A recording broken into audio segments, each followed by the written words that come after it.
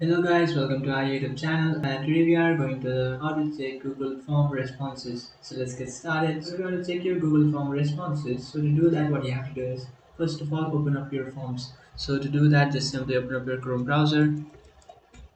After opening up your browser just select an account and then search for forms.google.com. And after searching for that now what you can do is just simply select the following form that you want to check the responses of. So after opening up your forms, now you just have to tap on responses, and after tapping on responses, now you can check the following responses that you have received.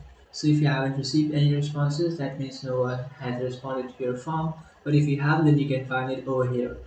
So that's it guys, this is how to check Google Form responses. If you find this video helpful, don't forget to like and subscribe to our channel. If you have any doubts, feel free to comment below. Thanks for watching.